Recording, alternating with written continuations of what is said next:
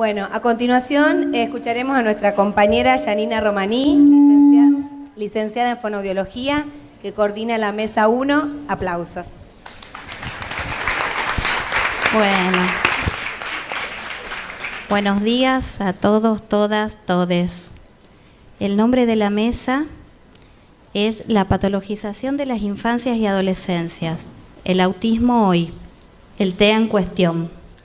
Para ello, en primer lugar, convocamos a Jaime.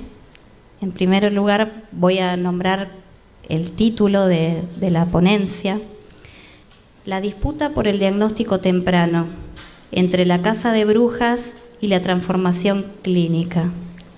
Jaime Fernández Miranda es psicólogo de la UNR, magíster en psicoanálisis de la Universidad de París, director de la maestría en clínica psicoanalítica con niñas y niños de la UNR, docente en grado y posgrado, autor del libro El trabajo de lo ficcional y también del libro Una vuelta en torno al autismo en psicoanálisis. Bueno, la verdad, un orgullo que estés acá entre nosotros. Bueno, muchísimas gracias por la invitación. La verdad que es un placer para mí estar acá. Y una actividad presencial que es un lujo y es un bien que escasea. Autismo. El autismo es muchísimo más que un cuadro psiquiátrico, creo que lo sabemos todos. Ninguna categoría psiquiátrica, salvo tal vez la depresión, ha logrado penetrar tan hondamente en la cultura. Es un fenómeno cultural muy grande el autismo. Toda la población conoce el término, toda la población maneja rudimentos de su sintomatología y se ha creado en torno al autismo una formidable maquinaria social encargada de detectar el más mínimo signo de desconexión, la más mínima anomalía o conducta extraña de un niño para derivarla por los carriles correctos, ¿sí? La neuropediatría, y plantar en los padres la sospecha. Che, ¿tu hijo no tendrá autismo? Amigos de los amigos, amigos de los padres de los amigos, vecinos del comerciante, ¿sí? Etcétera, etcétera. Hay todo un enrejado social encargado, ¿sí? De detectar, digamos, sería la envidia de Foucault. Sí, ¿no? Bien. El autismo es mucho más que entonces que un cuadro psiquiátrico porque es la amenaza que pende sobre todos nuestros hijos, ¿sí? Es la amenaza que pende sobre todos los niños, sobre todo si en algún punto se desvían de la norma. ¿A qué me refiero por la norma? La norma son esos parámetros cada vez más rígidos de neurodesarrollo. ¿Cuántas palabras tiene que decir un niño a tal edad? Si saluda o no saluda con la mano, digamos, es no apto para niños ortiva, digamos, ¿sí? Pero realmente, lo digo en chiste y lo digo en serio, digamos, mi hijo era así, súper ortiva, digamos, y bueno, hubiera sido encaminado para ese lado, etcétera. Son parámetros sumamente rígidos, es un ideal de normalidad cada vez más rígido. Yo no creo que haya habido otro tan pesado, que pende sobre nuestros hijos desde que nacen, que no admite ningún tipo de variaciones singulares. Bien, esto es lo que yo llamo la casa de brujas, en el título. Y la sospecha se planta rápido, y una vez que se planta no sale más, no se sale más de ahí, porque por más que los padres decidan no consultar a un neuropediatra sino a un psicoanalista, por más que el psicoanalista le diga que no tiene nada, o bien que tiene algo y se resuelva, la palabra autismo va a seguir revoloteando, ¿sí? Y ante cada conducta inadecuada, cada problema, se va a plantear nuevamente la sospecha. Esta es mi experiencia. El otro día me escribió la madre de un pibe de 8 años que yo atendí cuando tenía 1 año y medio, ¿sí? Ahora no, ahora en realidad no había pasado del autismo a la ADD y quería volver al neurólogo. Le digo, ¿te parece con la experiencia que tuviste? Bueno. No quisiera dejar de mencionar la función de los pediatras en todo esto. Los pediatras están muy tomados por el paradigma, por lo menos acá en Rosario, no sé si en todos lados del país, ¿sí? Muy tomados por el paradigma del neurodesarrollo. Digo, el paradigma del neurodesarrollo concebido como un programa genéticamente determinado que se despliega inexorablemente sin admitir ninguna perturbación externa, por ejemplo, del ambiente. Este paradigma es muy potente en la práctica pediátrica actual, por lo menos acá en Rosario, y los pediatras están muy atentos a todos esos parámetros, a todos esos rasgos que se desvían de los parámetros rígidos de neurodesarrollo. Si dice 14 en lugar de 16 palabras, estoy exagerando, pero algo de esto hay. O, bueno, lo que puede hacer un niño en consulta, digamos, ¿sí? Si hace berrinches, berrinches intensos, si no se deja revisar, si no mira al pediatra a los ojos, básicamente porque no lo conoce y porque no soporta que lo manoseen, digamos, ¿sí? Si se repliega y juega y arma la suya mientras los padres hablan con su hijo, con su médico, digamos, ¿sí? Se planta la sospecha, hay que derivar al neurólogo, ¿sí? La liviandad con la que se deriva neurología a mí me resulta pasmosa. O sea, la liviandad con la que instalan esto los padres y después los padres no pueden salir más de acá. No pueden salir más de la idea de que su hijo tiene un problema grave. Y aunque el chico esté mejor, esto va a seguir instaurado, perturbando, cortocircuitando el lazo entre los padres y el hijo. Resulta terrorífico cómo no comprenden esto muchos pediatras, digamos, y se deriva como si le derivase a un podólogo para que sí resuelva algunos problemas en el pie del niño. Bien. Ahora, ¿por qué siempre el neurólogo, no? ¿Cómo devino el neurólogo, el experto en autismo, digamos? De esta manera bastante sencilla, digamos. Sí, en realidad, la investigación neurológica, hay cierto consenso en que la investigación anatómica clásica con el autismo va al fracaso. ¿Por qué? Porque es muy difícil correlacionar la multiplicidad de síntomas del autismo con alguna zona localizada del cerebro. ¿Qué hicieron? Investigar el neurodesarrollo. ¿Qué encontraron? Algunas anomalías, ¿sí? Hay ciertos defectos en la migración neuronal, esto se produce desde el comienzo de la vida, mayor densidad de las dendritas, menos cantidad de células en el cerebelo, etcétera, etcétera, ¿sí? La investigación ha descubierto esto en el cerebro autista. ¿Qué se concluye, digamos? Que, digamos, como hay alteración del neurodesarrollo, el autismo es una enfermedad del neurodesarrollo, ¿sí? Y que como esto empieza muy temprano, seguramente genético. Tengan en cuenta que, digamos, el autismo se supone que es una enfermedad genética, pero nadie demostró absolutamente nada de esto. Eso está claro, digamos, y eso lo dicen las páginas más o menos serias, no de la Asociación Psicoanalítica Argentina, sino de la Asociación Psiquiátrica Norteamericana, ¿sí? Plantean que en realidad la investigación de encontrar algún gen que determine las conductas autísticas no ha sucedido. Pero como sucede desde muy temprano, el problema sigue siendo el paradigma de que el neurodesarrollo es un programa genéticamente determinado que se despliega pase lo que pase. Se olvidan, ¿sí? Lo charlaba con mi amiga Laurita hace un rato, con Laura Peirano, se olvidan, digamos, lo que la investigación conoce hace rato, que el ambiente influye mucho en el neurodesarrollo. Razón por la cual que haya complicaciones del neurodesarrollo en el autismo no significa que el autismo sea una enfermedad del neurodesarrollo. Del mismo modo que si a alguien se le muere un hijo y entra en una depresión con todas las alteraciones neuronales, ¿sí? Del funcionamiento cerebral que tiene la depresión, no quiere decir que la muerte de un hijo sea una enfermedad neurológica. ¿Se entiende? Es tan estúpido como eso, decir eso. Y que empiece de los comienzos de la vida tampoco implica que sea una enfermedad genética, un trastorno genético, porque hay algo, los vínculos tempranos también, el vínculo madre-hijo, padre-hijo, por lo menos en que yo recuerdo con mis hijos, empiezan los comienzos de la vida. Bien, estoy hablando rápido porque tengo poco tiempo. No me gustan los paneles, no es mi modo de exposición porque tengo poco tiempo y me gusta hablar mucho. Por dos. Bien, te pongo por dos, yo hablo por dos. O sea, cosas por cuatro sería. Bien, ¿cuál es el problema de esto que yo llamo genetismo fatalista? ¿Sí? Es decir, que la genética es un programa que se desarrolla y que es una fatalidad, digamos. ¿Sí? El fatalismo genetista, el problema es que es la cronicidad de la patología. El problema es que cuando algún neuropediatra o el terapista cognitivo-conductual que le practicó helados le dice a una mamá de un nene de 1 año y medio o de 2 años que su hijo tiene autismo, le está diciendo que tiene una condición genética incurable y que va a ser así el resto de su vida. Por eso a mí me encanta dirigirme al diagnóstico temprano. ¿Por qué? Porque ustedes saben que esta casa de brujas empieza cada vez más temprano. Ya hoy por hoy un pibe de entre 1 año y medio y 2 años y medio que tiene alguna dificultad ya tiene su diagnostiquito en la cabeza o ya está planteada la sospecha, ¿sí?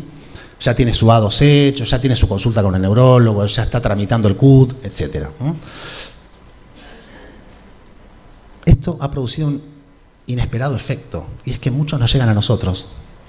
Padres que toman un camino alternativo, porque seamos honestos, todavía, más allá del desmadre que hacen muchos analistas, el psicoanálisis sigue siendo la primera opción cuando un chico tiene alguna dificultad, pero cuando tiene autismo no, es una vía rara, somos como las flores de Bach del autismo, ¿sí? Posta, somos como una cosa extraña, porque si es un problema neurológico, digamos, como si tiene una lesión, ¿por qué un psicoanalista? ¿Qué podría aportar? ¿No? Pero bueno, algunos toman, y muchos, yo durante los últimos 5 o 6 años he recibido muchísimos niños, muchísimos, tampoco, pero varios niños, ¿sí? De entre 1 año y medio y 2 años y medio o 3 con diagnóstico de autismo, o bien donde estaba plantada la sospecha por todos lados si los padres querían consultar. Este camino alternativo, ¿sí? Y también supervisé muchos casos de estos. me encontré con muchos padres y madres muy tomados, porque a todo esto, como es el algoritmo, ¿vieron? O sea, si vos tenés un hijo y tenés un bebé recién nacido, Instagram y Facebook te va a empezar a bombardear posta, lo sabemos, ¿sí? Te va a empezar, como si querés comprar una bicicleta, te bombardea con bicicletas, si tenés un hijo te bombardea con un montón de foros de todo tipo de cómo detectar si su hijo tiene autismo, desde los primeros síntomas. Posta. Todos los que tenemos hijos lo sabemos, porque lo hemos pasado, ¿sí? A todo esto que es algo para pensar en otro momento, pero es interesante pensar la cantidad de intromisión de saberes entre la relación entre adultos y niños, ¿sí? La cantidad de saber técnico, porque no es un saber sobre ese hijo, digamos, como podía plantear Piero Lanier, como puede plantear Winnicott, digamos, ¿sí? Es un saber técnico general sobre la niñez, los niños, ¿sí? Yo soy bastante crítico de cierta poricultura contemporánea que pretende instruir a los padres cómo criar a sus hijos, la verdad. Winnicott se revuelve en su tumba. Bien, padres muy tomados por esto, o sea, padres muy... me he encontrado, esto me resultó muy sorprendente, padres de niños que decían, mi hijo tiene autismo, yo estoy convencido que tiene autismo, hacía una evaluación, un pibito, 1 año y medio, 2 años, digo, tu hijo no tiene nada, está todo bien, y siguen insistiendo, hay algo ahí como muy pesado, porque hay como una presión social muy grande, con ciertas cuestiones que el chico tiene diferente a lo mejor, digamos, que bueno, no levanta la manito para saludar, por ejemplo, digamos, ¿sí? O no aplaude estas otras, tiene que aplaudir las canciones, si no, capaz que tenga autismo, ¿quién te dice? Me he encontrado con mucho de esto, me he encontrado con niños que tenían ciertas formas de retraimiento, ciertas dificultades que no eran de origen autista, que habían sido diagnosticados como autismo, porque ustedes saben cómo se practica helados, ¿no es cierto? Ahí con la telefonito, la terapeuta filmando, tirándole consignas a la madre, una madre tensa, porque la están filmando, porque la están juzgando, ¿sí? Y porque están juzgando si su hijo tiene una enfermedad genética incurable, un pibe tenso porque la madre está tensa, de todos estos datos poco importan, digamos, ¿sí? Porque no hay sujetos, hay como 2 cositas ahí que están interactuando, y esto es lo que determina si un pibe tiene autismo o no, esta brutalidad. Tengo anécdotas para contar de esto, pero es un panel, lamentablemente. No tengo tiempo, el tiempo es tirano. Y también con muchos niños que tienen muchos rasgos autistas, digamos, ¿sí? ¿Cuál es que lo extraño? Que si yo encuentro y empiezo a trabajar con un chico, digamos, o con los padres de un chico a veces, entre 1 año y medio y 3 años, que tiene claros rasgos autistas, en la inmensa mayoría de los casos, la intervención psicoanalítica temprana logró evitar una deriva autística. En muchos no, por supuesto, pero en la gran mayoría sí. Esta enorme permeabilidad que tienen los niños muy pequeños, tanto a la intervención psicoanalítica como a cierta modificación en la posición de sus padres, es para mí el mayor argumento que yo sostengo para rehusarme a atribuirle un origen genético al autismo y para poder situarlo en la historia infantil. Cuando lo situamos en la historia infantil decimos también algo. Así como en un niño de 1 año y medio, 2 años, se producen transformaciones impresionantes que sorprenden, digamos, tanto al analista como a los padres, digamos, en muy poquito tiempo a veces, con niños que, insisto, presentan claros rasgos autistas de desconexión, etcétera, bueno, no, sin abundar en eso, a medida que pasa el tiempo es mucho más difícil evitar una deriva autística a través de la intervención psicoanalítica. Esto lo decía Frances Tasting, que fue para mí la persona que entendió el autismo en psicoanálisis, es palabra mayor, digamos. A mí, mis 2 referentes en autismo y psicoanálisis son Frances Tasting y Donna Williams, que están los libros ahí, que los tiene Laborde, cómprenlos, porque no se consiguen nadie en ningún lugar y alguien en algún lugar, y es lo mejor que se escribió sobre autismo. Es una ex autista, la primera biografía que todavía no estaba tuneada porque el autismo era un boom editorial. Buenísimos son los libros. No sé, alguien preguntó, ¿están buenos? Son buenísimos. Aparte están muy bien escritos. Muy, muy poética. La chica con una ironía muy grande. Muy bien escrito. Bueno, no sé dónde estaba. Digo, esto lo decía Frances Tasting. ¿Por qué no se teoriza eso? Si todos sabemos que no es lo mismo recibir un chico con alguna dificultad profunda en la constitución psíquica al 1 año y medio que a los 8. Porque no encaja con los parámetros del psicoanálisis hegemónico, que tiene un problemón con la historia infantil y tiene un problemón con la categoría de tiempo, ¿sí? Por eso, las intervenciones tempranas es un campo de disputa muy importante para nosotros, porque es la posibilidad de evitar que el diagnóstico de autismo produzca autismo, ¿sí? Que es lo que yo vengo sosteniendo hace años, el diagnóstico de autismo produce autismo, ¿sí? Y profundiza las dificultades de un niño, siempre. De un niño pequeño, y donde hay cierta desconexión en los padres, la profundiza al límite. Ahora voy a eso. Pero es un inesperado campo de disputa con los carcamanes, con la neuropediatría hegemónica, por supuesto, ¿no? Con León Benazayá, que es un divino y que es docente de nuestra carrera, digamos, y de ustedes también, ¿sí? De la de UCES también, sino con la neuropediatría hegemónica, ¿sí? Neurologista, genetista. Pero también es un campo de disputa al interior del psicoanálisis. Porque yo, cuando pienso en el diagnóstico temprano, quiero agarrar del cogote a esos analistas franceses. No lo voy a explicar, pero en Francia el psicoanálisis lo están corriendo de todos lados, ¿sí? Y el autismo es la punta de lanza, ¿sí? El tercer plan autismo los terminó de sacar de todo el sistema público de salud. Esto lo he investigado porque tengo mucha relación con Francia, y esos son los autores que leemos acá, que son los que, ¿con qué lo corren al psicoanálisis? Ustedes culpan a los padres. Son estos autores franceses que desestiman radicalmente cualquier conexión del autismo con la historia infantil, con la trama libidinal que se teje con el adulto. Esto es nefasto, porque es una operación política que genera dificultades clínicas enormes, ¿sí? Y por otro lado, con el psicoanálisis hegemónico tenemos que discutir, que supone que el autismo es un destino prefijado de una vez y para siempre a causa de las dificultades maternas, que lo supone, prefijado de una vez y para siempre en el psiquismo materno. Se olvida de la dimensión de la historia y de la dimensión de la contingencia.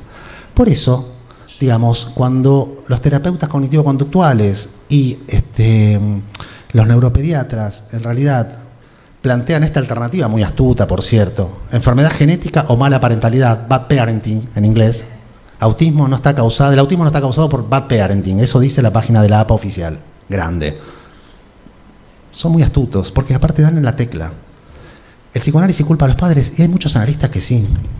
Sabemos que en realidad seamos honestos, sabemos que en el psicoanálisis hegemónico, al cual pretendería no pertenecer, sobre un chico que tiene profundas dificultades de constitución psíquica, sobre los padres pesa algún recelo moral, ¿sí? Sobre lo que no pudieron con ese hijo. Pesa algún tipo de imputación moral. Desde cierta altura, que no sé cuál es, como si los hijos nuestros estuvieran bárbaros. Ustedes culpan a los padres, tienen razón, hay un punto donde dan en la tecla y por eso es tan astuta la jugada. Porque aparte no comprendemos, nosotros somos bastante jodidos con los padres y no comprendemos, ¿sí? Que están todo el tiempo buscando un diagnóstico, por supuesto que buscan un diagnóstico, porque ese chico se les volvió radicalmente extraño, es su hijo y no lo comprenden, no pueden entenderlo. Sí, pero lo generaron ellos. Para un poco. Frená 18 cambios, empecé a entender el dolor que implica para estos padres y el dolor que implica sentirse responsables. ¿Sí? Sentirse causa de lo que le pasa. ¿Sí? Es muy fuerte. Esto lo decía Winnicott, que siempre fue un adelantado hace 55 años. Decía, el que tiene una teoría genética y te lleva las de ganar, digamos, ¿no? Bueno.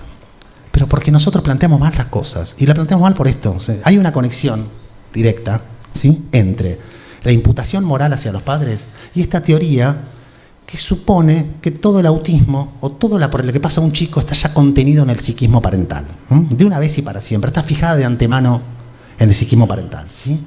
Razón por la cual lo que se tiende a suponer es que una mamá y un papá que tienen un hijo autista tienen, sobre todo la madre, por supuesto, siempre la madre, tiene alguna dificultad estructural para maternar. Esto, se lo diga abiertamente o no, circula. Yo doy 7 supervisiones semanales, son los 7 turnos que tengo, lo sé. Sé perfectamente que esto circula, ¿sí? Entonces, pongámoslo sobre la mesa y empecemos a discutir la historia infantil, porque lo que nosotros tenemos que situar es la categoría de contingencia. Miren, todos estos niños muy pequeños con los que yo trabajé, sí, había, por supuesto, digamos, cierta situación de extrañamiento de los padres respecto del hijo, una dificultad muy grande para apropiárselo, digamos, para, como decía Silvia, capturarlo en un sistema de signos, ¿sí? Y la disponibilidad psíquica del adulto estaba muy mermada, muy cortocircuitada. Por motivos, en la mayoría, contingentes. Si un padre, ¿sí?, y una misma pareja parental, ¿qué es lo que sucede en la mayoría? Tiene un hijo de dominancia autística o psicótica y un hijo de dominancia neurótica. Es porque padre y madre no son preexistentes. Padre y madre es el modo, en psicoanálisis por lo menos, ¿sí?, es el modo en que el deseo infantil de los padres se actualiza en un momento histórico único, frente a un niño único, generando una situación. Por algo Piera y La Plancha hablaban de situación, ¿sí? Situación única e irrepetible. No son los padres, el papá de Lila, que es mi hija mayor, no es el papá de Camilo, en lo absoluto, para nada. pero para nada, significan cosas muy diferentes para mí, ¿sí? Y cayeron en momentos muy diferentes de mi vida. Bien, yo me encontraba con situaciones contingentes, esto es bastante habitual. El primer paciente que tuve de 1 año y medio tenía una hermana melliza que la rompía toda y que capturaba el investimiento del adulto. Y es muy difícil ese investimiento pasional y esa disponibilidad psíquica tan radical que tiene que tener el adulto, tenerla con 2 pibes a la vez. No es sencillo. Por eso suele suceder que dos gemelos monocigota tengan, uno sea autista y el otro no. ¿Querés peor muestra de que el autismo no es genético? Esa, digamos, ¿sí? Más claro que eso, discúlpame. O otro caso se me ocurre, voy tirando algunas cosas que estoy punteando. Una madre que había tenido una conexión, un arañamiento, diría, muy problemático con el hijo mayor, que tenía ciertos rasgos claramente depresivos. Y bueno, no había podido generar un lugar al hijo segundo, digamos, que tenía rasgos autistas, con el que pudimos trabajar mucho con esta madre. O una madre, un hijo que había llegado en un pésimo momento de la vida de la madre, un pésimo momento, digamos, ¿sí? O padres en situación de duelo repentino, se murió el papá del papá y qué sé yo, y el tío de la madre durante el embarazo, es muy habitual. Y a la vez, esto tampoco, aunque un chico vaya un feliz primer encuentro con el hijo, esto está sujeto a la contingencia. La contingencia no es el azar, la contingencia es todo aquello que no está contenido como condición previa, o sea, es aquello que desborda la estructura, es aquello que está más allá de la estructura. Por eso la contingencia es clave. Me he encontrado con un montón de chicos, yo llegué tarde, Beatriz, perdón, quería escucharte, pero la verdad que estuve con mis pequeños y no pude. Entre las tantas consecuencias de la pandemia, lo que yo me he encontrado en los últimos meses es con niños que, digamos, niños que tenían 6, 7 meses cuando empezó el confinamiento, digamos, y que nada podía hacer sospechar alguna dificultad, y que el desquicio del tiempo y del espacio que produjo el teletrabajo fractura la diferencia entre el espacio de laburo y la casa, y la diferencia entre el tiempo de laburo y el tiempo con la familia, de ocio, de lo que te gusta hacer, ¿sí? Todo fracturado. El teletrabajo es sumamente demandante, uno está en el fondo todo el día trabajando. Y muchos chicos quedaron muy al cuidado de la pantalla, porque los padres no pudieron cómo hacerlo, ¿sí? Que el analista que tenga ganas de hacer un juicio moral sobre eso, que se vaya a cagar, porque en realidad para todos fue muy difícil. Para mí fue muy difícil, pero mis hijos eran más grandes, ¿sí? Me tiré. Me agarró pánico escénico con el aplauso, no me aplauden, me tiré todo. Es un desastre. Perdón. Me tiré la coca. No tengo. Aparte cayeron unas gotas tampoco. Bueno. No. Estoy haciendo un papelón, por favor. Ahí está, y ahí está, ya está. Muchas gracias. Razón por la cual, digamos, la contingencia es una categoría clave para poder reformular la noción de historia infantil. Clave, absolutamente clave. ¿Por qué? Porque, insisto, la contingencia es aquello que no estaba contemplado como posibilidad previa. A mí me resulta cada vez más, me crispa cada vez más, que cada vez que un analista dice la palabra tiempo tiene que agregar lógicos, no cronológicos, como diciendo, por favor, no me condenen, no me maten. La cronología y los tiempos cronológicos son un problema cuando son el fundamento de la escansión temporal. Quiero decir, cuando son el fundamento del pasaje de un momento al otro. Porque el chico cumplió tal edad, tendría que tener la represión originaria funcionando, el yo constituido, etc. Ahí hablamos de un tiempo lineal, evolutivo y mayormente endógeno y biológico. Pero los momentos de constitución subjetiva, esos momentos donde nosotros intervenimos en las intervenciones tempranas, son fechables, son situables en cierto momento de la línea temporal. Yo tengo la sensación de que muchas veces cuando se habla de tiempos lógicos, no cronológicos, se está hablando de un tiempo sin tiempo, de un tiempo de lo inexorable, de un tiempo donde todo está predeterminado de una vez y para siempre en la estructura de partida, como decía Silvia, ¿sí? Bien. Uno ya me estoy quedando sin tiempo, ¿no? Hablando de tiempo, ¿no? Bueno. ¿En serio? Eso por hablar rápido. Ahora tengo tiempo de hablar lento, o me pongo a hablar otra cosa, Bien. Razón por la cual el autismo no es un destino fijado en los genes, tampoco es un destino fijado en la estructura de los padres, ¿sí? Y el fatalismo estructuralista no tiene nada que envidiarle al fatalismo genético, discúlpenme, ¿sí? Son formas de fatalismo que nos constriñen al momento, 5 minutos tengo, que nos constriñen al momento de intervenir, en intervenciones tempranas sobre todo, porque ya está todo prejugado. Entonces, el autismo se va articulando paulatinamente en el seno de esa trama, como lo mismo que la neurosis o una psicosis, ¿sí? Se va articulando paulatinamente en el seno de esa trama libidinal que llamamos historia infantil, sobre la cual es posible intervenir. Y a medida que los mecanismos autistas se solidifican, a medida que esa trama a niño adulto se va cristalizando y los mecanismos autistas devienen un modo de relación con el mundo, de relación con el otro, relación con el cuerpo, un modo de estar, ¿sí?, en el mundo, es cada vez más difícil evitar una deriva autística. Por eso la dimensión de la intervención temprana es muy importante, porque el autismo es un padecimiento extremo y todos lo sabemos, ¿sí? No nos empezamos a hacer los progres con no, los niños sufren, los neuróticos, sí, todos sufren, pero el autismo, lo que sabemos por los testimonios, lo sabemos por nuestros pacientes, es un padecimiento extremo. Y aparte son niños que van a depender del otro toda la vida. Bien, esto no es un problema de los padres, es un problema del niño también. Y del Estado. Muy bien, sí, totalmente. Bien, una última cuestión. Por este motivo, porque yo creo que el autismo se va articulando paulatinamente en el seno de la historia infantil, de esa trama libidinal niño-adulto, es porque es una aberración diagnosticar el autismo a un chico de 2 años. Se hable de una enfermedad genética o se hable de una estructura clínica, ¿sí? Yo soy enemigo de la noción de estructura clínica, lo he planteado en mi primer libro largamente, no voy a derivar con eso. Soy bastante crítico de la noción de estructura clínica, pero digamos, es encorsetante. Y más planteado a un niño de 2 años. Porque aparte, el diagnóstico de autismo estraga el lazo adulto-niño. Silvia decía esto, tomando Piera, en realidad, sobre todo muy inspirada en la noción de violencia primaria de Piera. Silvia decía, es muy importante para la estructuración del yo que los padres capturen al niño en un sistema de signos, que decía ella, es alienante, por supuesto, pero al mismo tiempo es humanizante, porque es en el seno de esa suposición que los padres tejen, de esa atribución de subjetividad de los padres, que se va constituyendo el yo, digamos, ¿sí? Y esto es clave. Por supuesto, yo aparte de leer mucho a Silvia, leo mucho a Winnicott, y sabemos que este saber, por supuesto, que es mayormente, porque esto se constituye como un saber sobre el niño. Es un saber ilusorio, digamos, en un punto donde los padres demasiado tampoco saben, pero creen saber más de lo que saben. Es un saber proyectivo porque en el fondo, y esto lo plantea muy bien Silvia, es proyectar lo propio en el otro, digamos, y suponer algo que todavía no está, pero que va a estar porque uno lo supuso.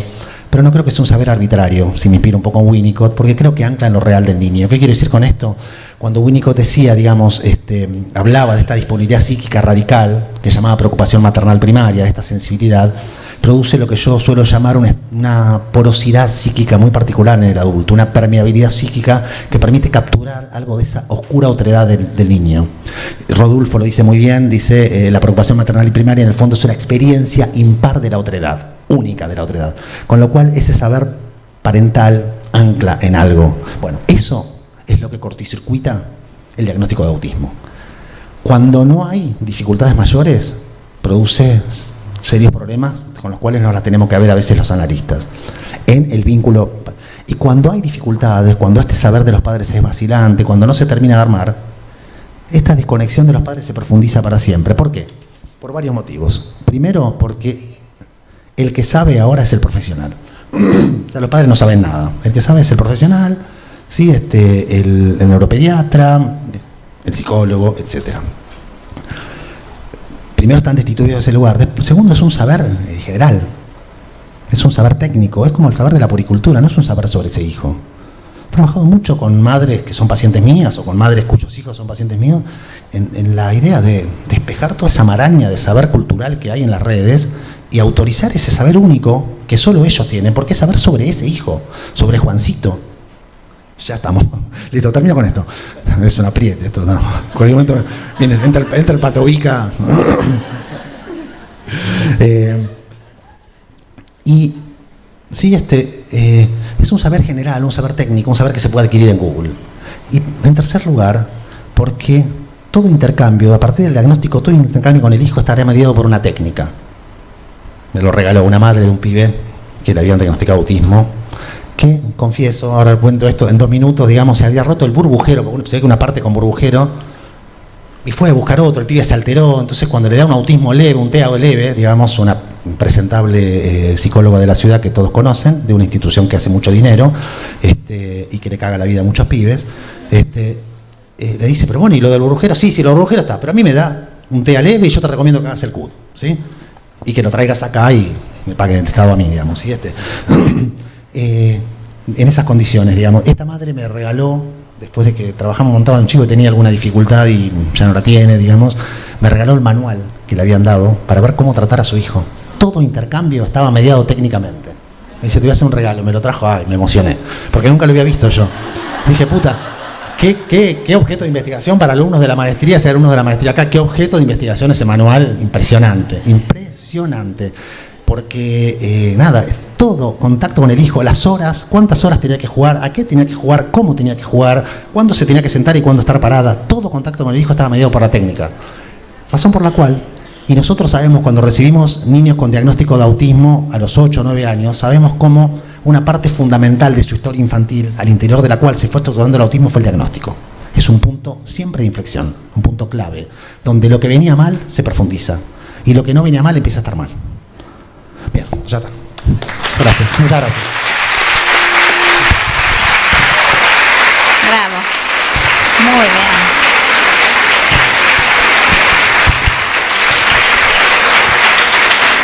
Muy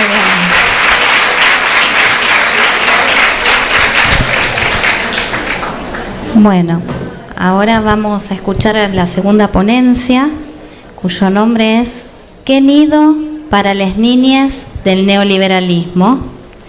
Bueno, para ello tenemos a Viviana Duhovne, es psicóloga, psicoanalista de la UNR, cofundadora del Centro del Desarrollo Infantil, cofundadora de la Fundación del Centro de Desarrollo Infantil, fundadora del CET El Trampolín, destinado a niños y niñas con patologías severas en la constitución subjetiva, colaboradora de diversos proyectos.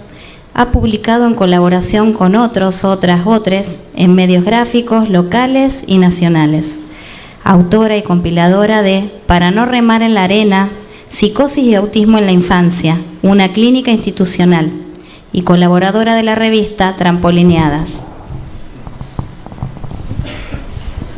Bueno, buenos días. Ante todo, muchas gracias por la invitación.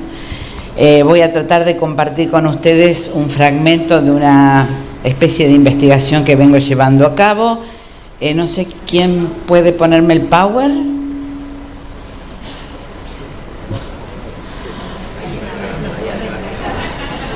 ¿Dónde está? Ah, perfecto. Bueno, la próxima, por favor, sí. Cerca. Bueno, no sé qué es lo que hace. Ah, me alejo de allá. Bueno, perfecto. Bueno, seguramente les resultará extraño que empiece con números, ¿no? Porque los psicoanalistas no solemos llevarnos bien con los números. Y estos números son nada más y nada menos que las estadísticas que nos vienen del primer mundo, que nos vienen de los mismos que inventan los diagnósticos o producen los diagnósticos. Cuando yo empecé a trabajar a principios de los años 80, los datos arrojaban 7/8 niños autistas cada 10.000 nacidos vivos. Esto de los nacidos vivos me pareció un detalle increíble, ¿no? Porque imposible computar los nacidos muertos, ¿no? Digamos, me hizo ruido esto de los nacidos vivos. Voy a saltear porque estos aforismos, digamos, han ido variando, pero en los últimos 20 años, y según la fuente, estos números han ido de 1 cada 37 en Japón, 1 cada 48, no recuerdo dónde, o 1 cada 56 en los Estados Unidos. Hay que decir también que, según la Organización Mundial de la Salud, es 1 cada 160, lo cual, a los fines de lo que a mí me hace interrogación de esto, no varía, porque el aumento, no sé si exponencial es el término más correcto, pido perdón si seguramente no es el término más adecuado, pero lo que es cierto es que en los últimos 20 años, y probablemente acentuado por la pandemia, tal como lo dijo Beatriz y tal como lo dijo Jaime, seguramente se ha acentuado aún más estos criterios. Pero además de los números, tenemos nuestros consultorios plagados de niños autistas y, como recién dijo Jaime, está en el discurso, digamos, circula en el discurso, todo el mundo tiene un sobrinito, un primito, un vecinito que está sospechado de autismo. Esta pregunta a mí me llevó a preguntarme, bueno, ¿qué pasó? ¿Qué mierda pasó en estos últimos 20 años que el autismo parece salen de abajo de las baldosas los autistas?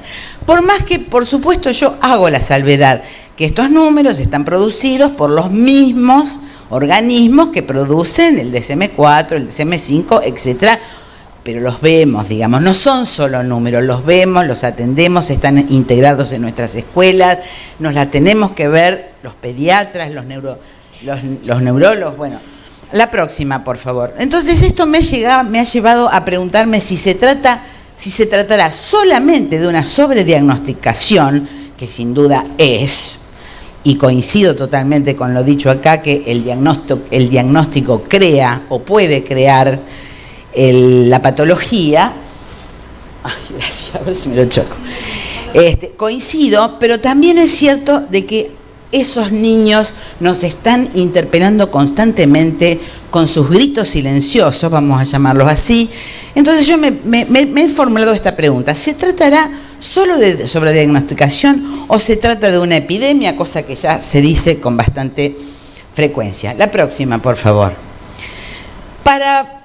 Indudablemente, si partimos de la base, partimos de la convicción, como dijo Jaime también, de que no hay, sino, como dijo Beatriz también, que no hay sujeto sin otro, y la otredad es una condición sine qua non para constituir cualquier tipo de subjetividad, no solamente en el autismo.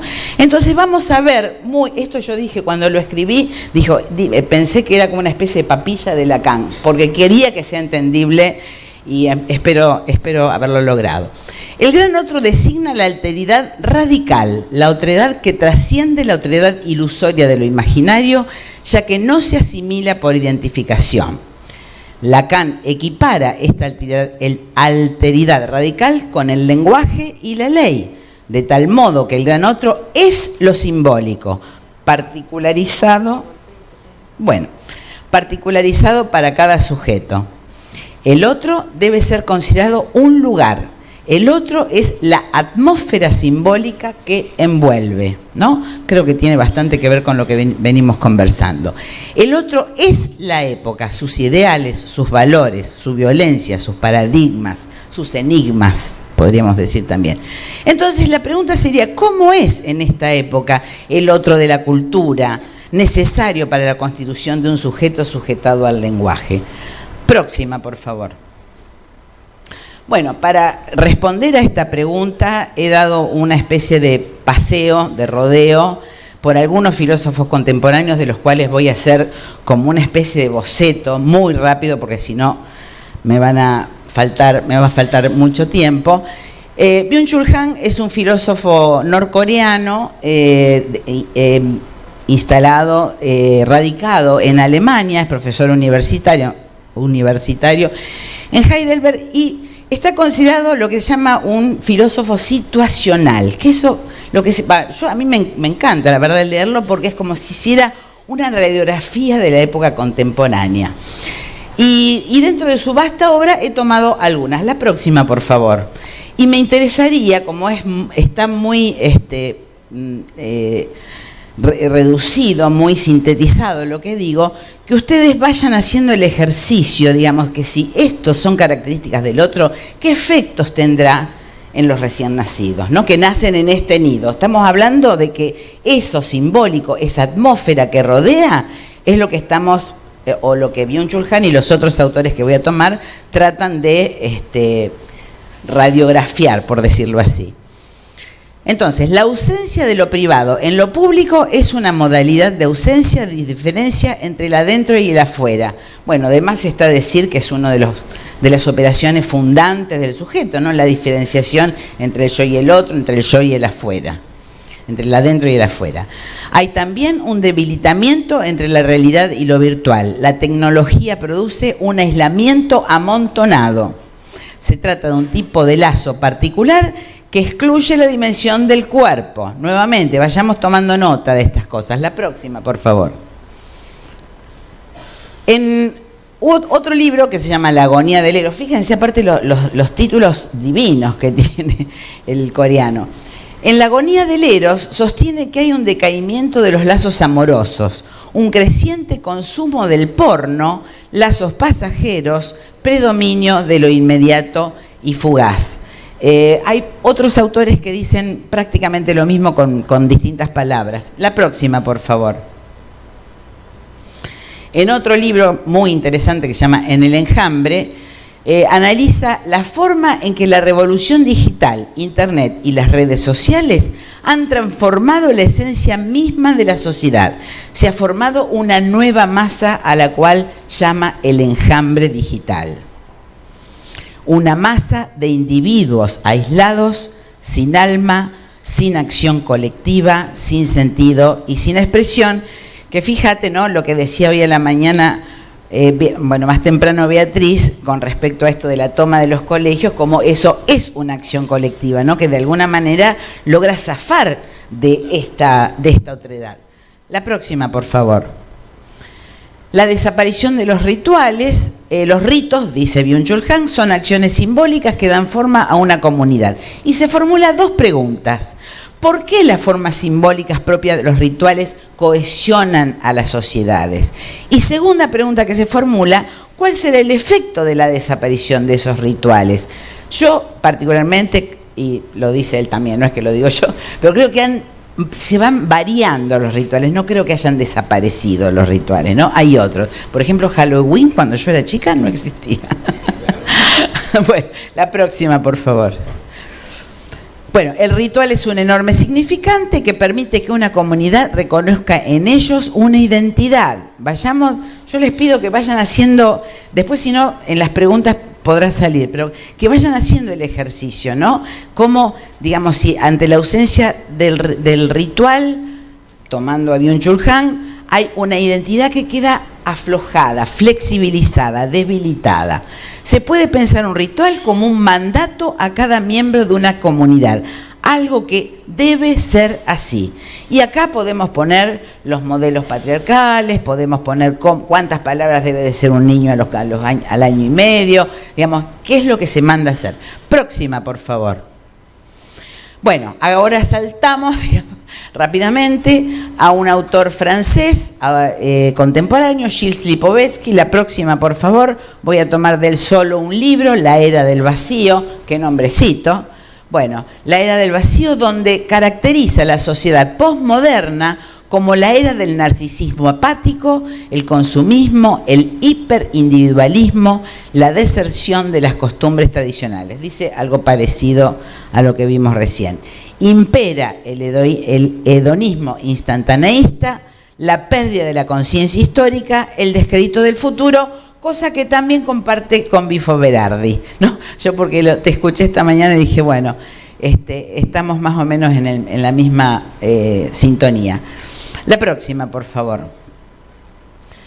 Bueno, la próxima, porque vamos a ir más rápido. Bueno, Bauman es un filósofo polaco, tiene una obra muy breve, muy acotada, que se puso de moda en un momento.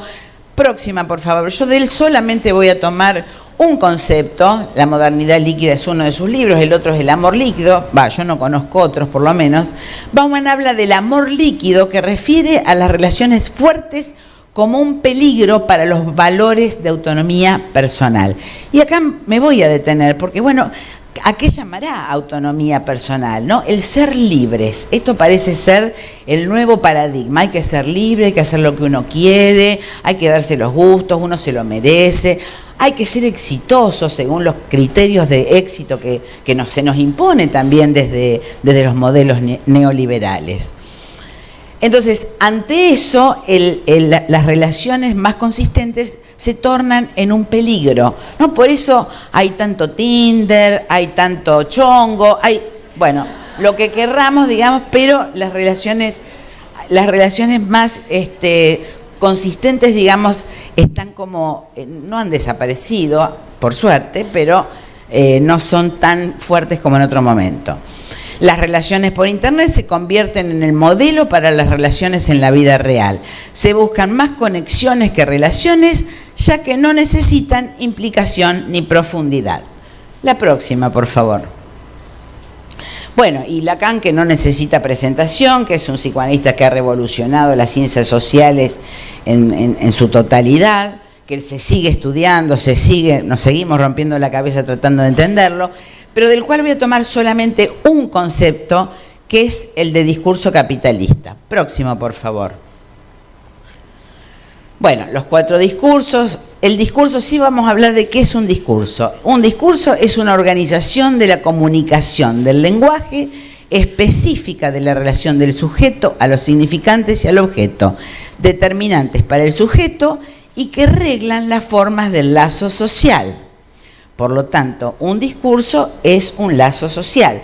También vayamos como reponiendo la cuestión, esto cuando Lacan dice que el autista y a veces, y el psicótico casi siempre, pueden tener lenguaje pero estar fuera del discurso, es decir, fuera del lazo social. Próxima, por favor.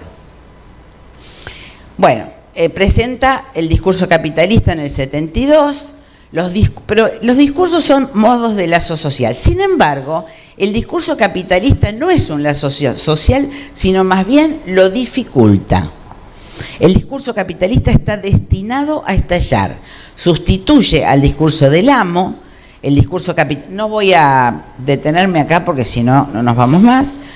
Pero esto sí es importante. Promete la satisfacción de todos los deseos, a condición de borrar la diferencia entre el objeto de deseo y el objeto de consumo. Un discurso donde el sujeto se encuentra pegado con su objeto en posición de creerse sujeto a nada. Nuevamente libre, ¿no? La libertad. La supuesta libertad, porque por supuesto que no la hay. Próximo, por favor. Es decir, un discurso, hablamos del discurso capitalista, en donde el sujeto se encuentra alienado. El objeto de consumo se convierte en objeto de goce para el objeto barrado, colma su deseo o eso cree. Próxima, por favor. Bueno, voy a ir un poquito más. ¿Estamos bien o estamos más o menos? Faltan 5. Bueno, vamos a ponerle. Bueno, digamos, la falsa creencia, ¿cuál es? Tras consumir, adviene nuevamente la insatisfacción. El verdadero secreto del capitalismo es una economía política. Consume, goza. Creo que esto recién Jaime decía que lo único que ha calado tan hondo como el autismo es la depresión. Yo agregaría también que como fenómenos de época, me estoy adelantando, pero como fenómenos de época podríamos nombrar el autismo, la depresión y las toxicomanías, que ahora se dan en llamar consumos problemáticos, porque vieron que las cosas es como que consumo problemático, o sea, es como más light consumo problemático que toxicomanía. Pero bueno, la verdad está forcluida. Perdón, el capitalismo opera entonces como un amo, hace semblante de ser el amo. La verdad está forcluida, no hay castración, puedes tenerlo todo. No hay castración, podemos tenerlo todo. Podemos ser hombres, podemos ser mujeres, podemos ser no sé cuántas cosas más, pero bueno, digo, lo dije un poco irrespetuosamente y pido disculpas por eso, pero también es un efecto de la ausencia de castración, esta cuestión de la flexibilidad de los géneros, a mi criterio. Próxima, por favor. Bueno, la próxima, porque, bueno, el objeto A, bueno, el objeto A, lo voy a leer, es causa de deseo, ya que muestra un goce perdido que queremos recuperar. Todos sabemos de qué estamos hablando. Queremos volver a sentir esa satisfacción, aquella perdida. Como el objeto de consumo pasa a inscribirse como objeto A, ese es el truco del capitalismo. Los productos que compramos son las vías para recuperar el goce perdido. Por eso el sujeto queda ligado al objeto de consumo. Próxima, por favor. Bueno. Voy a decirlo con mis palabras. En el discurso capitalista, el sujeto barrado queda en el lugar del resto. Y con eso pasamos a la próxima. Podemos encontrar, y ahora sí como una especie de, bueno, que tenemos en común entre estos 4 autores que hemos visitado, un común denominador. Hay cambios en los modos de gozar y de tramar los lazos sociales. Esto, ¿no? Ya vuelvo a repetir, estos filósofos contemporáneos situacionales, ¿no? Que tratan de radiografiar la realidad. Abro un paréntesis, estamos hablando de europeos, estamos hablando de primer mundo, digamos, estamos en todo caso acotados por esta cuestión, ¿no es cierto? Pero aún así, bueno, creo que también este poscapitalismo o este capitalismo extremo, o como se lo está llamando, justamente surge del primer mundo, ¿no es cierto? O está sobre todo instalado en el primer mundo. Próximo, por favor. Entonces, ¿será entonces que los niños autistas, con su modo particular de rechazo del otro, denuncian la deshumanización de la época? Rechazan el otro, rechazan el lenguaje, rechazan nuestra cultura, rechazan nuestros rituales, nos rechazan. Y eso, por supuesto que con intervenciones tempranas, no estoy diciendo esto que es un fatalismo, que entonces si llega al año y medio o al año o a los 6 meses, como está ocurriendo, esto es inamovible. Pero algo está diciendo estos chicos que rechazan el lenguaje, que rechazan la cultura, que rechazan el ser humanos en algún punto, ¿no? Porque, miren, una vez en una clase alguien dijo, mi perro es menos autista que mi paciente. Y algo de razón tenía, ¿no? Porque los perros están, hoy las mascotas, vamos a decir, están muy humanizadas, ¿no? Hasta se ponen la foto para salir con la familia, digamos. Las mascotas están más humanizadas que algunos niños autistas. Pero si llegamos a esta conclusión de que es la época lo que produce autismo, no solamente todos estaríamos, digamos, todos los niños serían autistas, y afortunadamente esto no es así. Quiero agregar también, y creo que algo de esto dijo Jaime también, que por el lado de los padres hay como un intento de despatologizar, pero por el lado de lejos todos somos iguales, todos somos distintos, el autismo es un modo de estar en el mundo. Mentira, lo dicen los padres para no matarlos, para soportar la angustia de tener un niño con quien a veces es imposible convivir. Y los que trabajan con niños autistas sabrán de lo que estamos hablando. Entonces, como afortunadamente eso no ocurre, me he tomado el atrevimiento de reformular las series complementarias de Freud. Próxima, por favor. Entonces, para una posible etiología del autismo, he tomado este atrevimiento de pensar un factor constitucional innato del lado del bebé, porque si bien, como dijo Jaime antes, no hay nada comprobado desde el punto de vista genético ni desde ningún otro punto de vista, tampoco estamos en condiciones de afirmar que no hay nada, ¿no? Tampoco estamos en condiciones de afirmar no hay nada. Por supuesto que la biología, la medicina dice, todavía no se sabe, pero ya se va a saber más adelante. Bueno, nosotros no nos aferramos tanto a esa idea, pero no podemos al menos dejar la posibilidad de decir, bueno, puede haber una condición predisponente, Las experiencias infantiles, que yo acá la pongo del lado de los padres, de donde advendrá en la posición fantasmática que requiera, digamos, una madre, una mujer para maternar, un padre para paternar, y por lo tanto las experiencias infantiles las pongo del lado de los padres, no del lado del niño. El tercero, un factor desencadenante, que también, bueno, no nos copiamos, juro que no nos copiamos, pero bueno, un factor desencadenante que podría ser un duelo reciente, que podría ser un factor traumático cualquiera, pero algo que desencadena, ¿no? Algo que, desencadena algo que podría ser un autismo. Y acá yo agrego como un cuarto factor que también podría tener incidencia en el autismo. Después podemos, por supuesto, ver cuál es el vero autismo y cuál no es el vero autismo, sino que es el autismo, digamos, propio de estas particularidades de la época.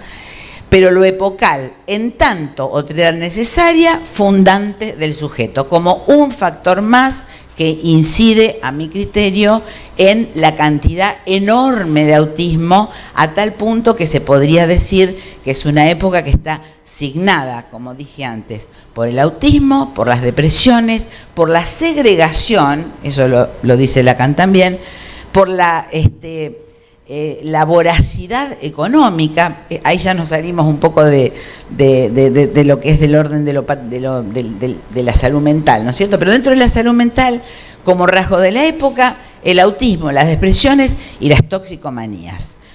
Bueno, esto es lo que quería compartir por hoy con ustedes. Muchas gracias.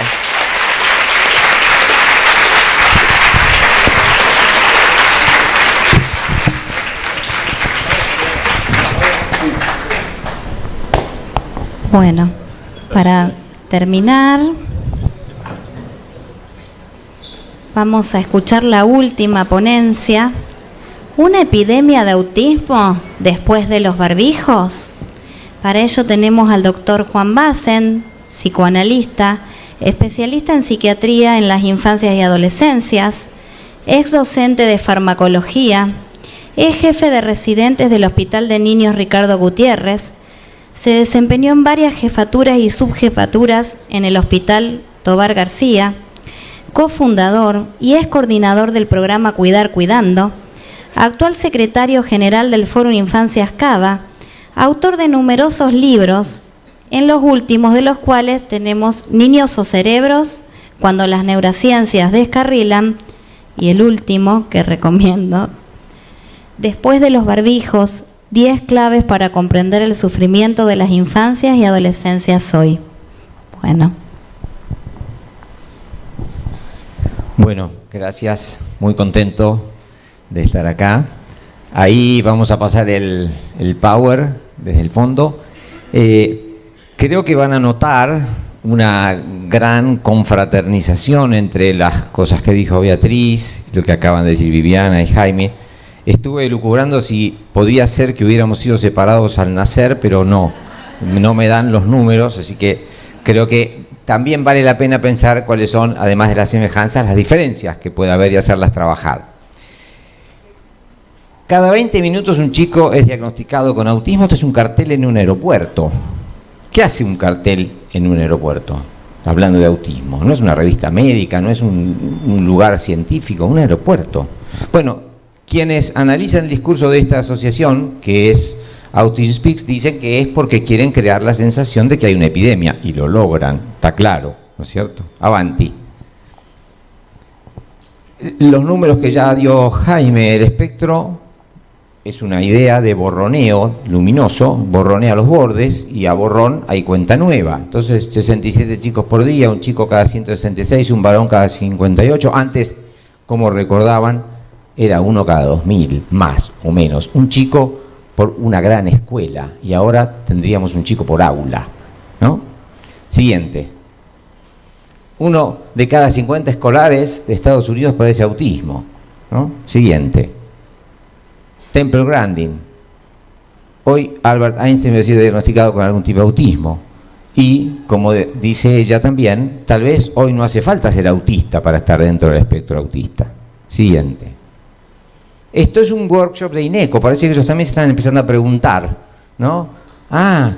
Todos son autistas. Mira qué bien. Se están empezando a preguntar si todos son autistas. Es un gran avance de las neurociencias. Este sí es un gran avance de las neurociencias. Siguiente. ¿Qué es lo que pasó entonces después? Esto pasaba antes y ahora con la pandemia avancemos. Siguiente.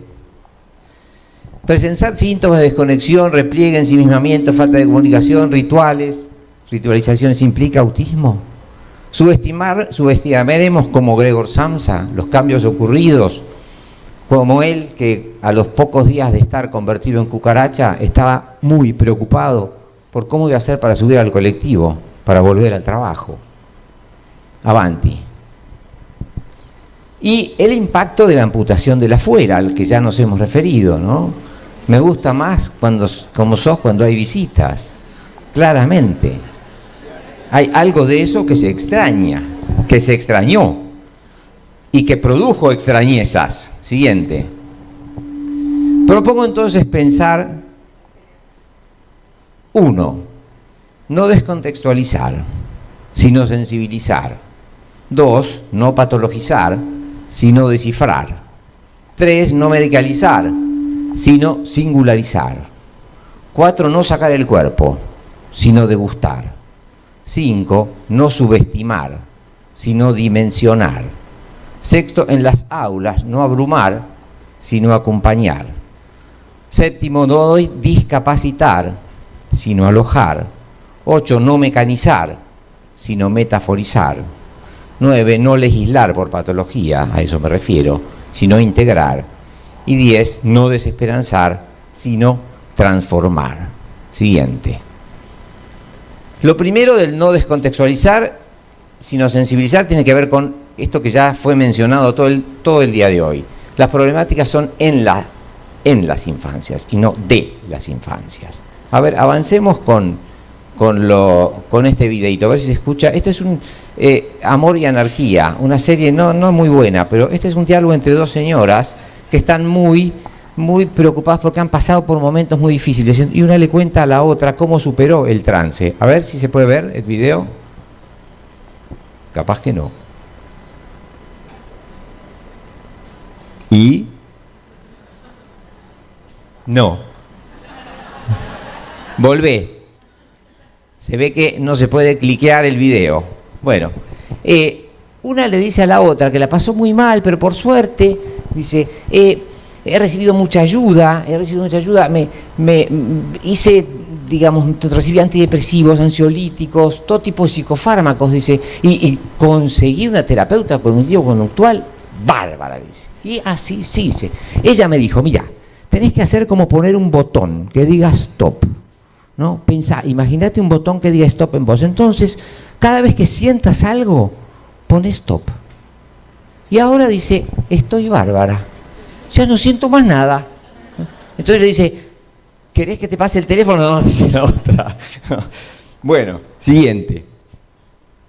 No patologizar, sino descifrar. Tiene que ver con este dibujito que hizo un nene. Es muy interesante. No es un paciente mío al que yo le hubiera tratado de influir sobre su crítica a las neurociencias, pero él hizo un cerebro, una cerradura, una llave y un corazón. Lo que él deja entender es que ahí hay algo que está cifrado, oculto, que no hay algo que se pueda describir meramente, que una problemática no alcanza con describirla, como hace el DSM, que describe todo. Siguiente. El DSM también entonces pone etiquetas, ¿no? No medicalizar, sino singularizar apuntaría a la frase de Amelino Tom, no es casual que los humanos lleven nombres en lugar de matrícula.